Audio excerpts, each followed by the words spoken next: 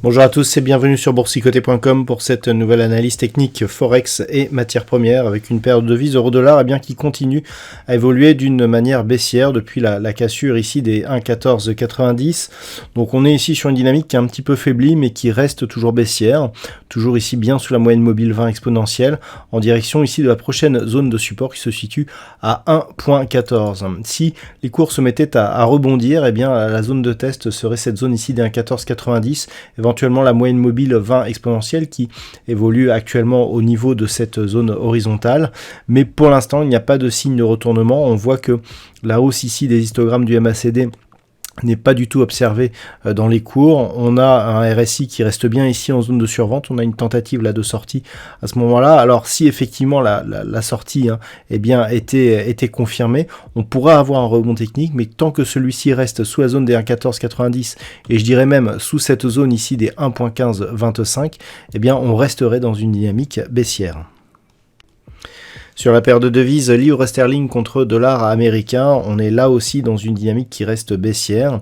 Suite à la rupture ici des 1.3430, zone ici qui était support de la dynamique et qui avait même provoqué un rebond.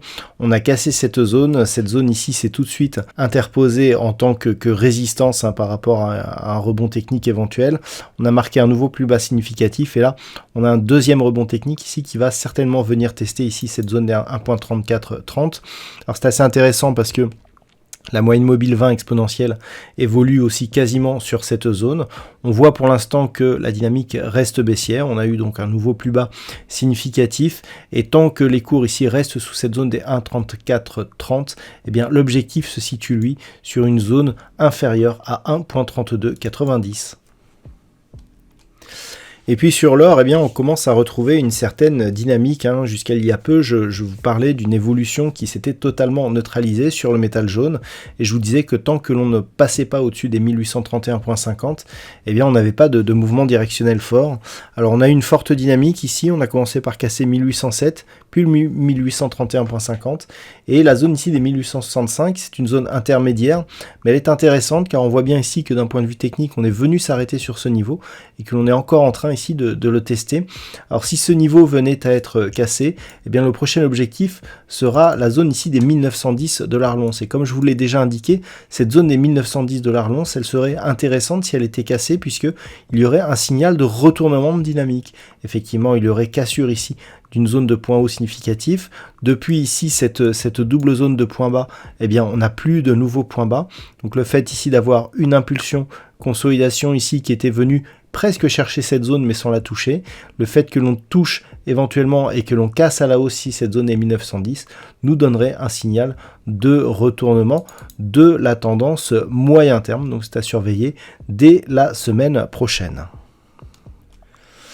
Et puis enfin sur le WTI, nous sommes toujours dans une dynamique qui se neutralise. On a toujours cette zone ici des 80,50 qui agit comme zone médiane d'une phase de neutralisation que l'on peut quantifier ici entre grossièrement 77,50 et 85 $ le baril.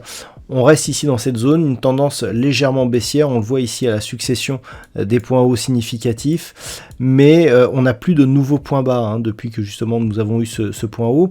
Donc c'est à surveiller, on sent ici qu'on a une espèce de zone d'équilibre qui commence à se créer ici sur ce mouvement. Donc du point de vue du fond de la tendance, on reste bien naturellement sur un mouvement haussier, puisque au regard ici de cette dynamique, on n'a que très peu consolidé.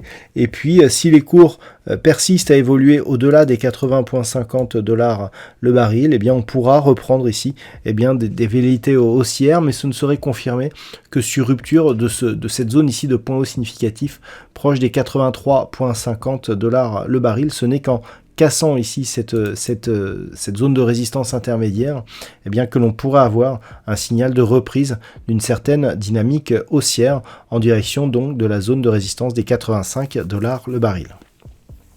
Voilà donc ce que l'on peut dire sur cette analyse technique Forex et matières premières. Je vous souhaite un bon week-end et on se retrouve dès la semaine prochaine pour d'autres analyses techniques, toujours sur le site boursicoté.com.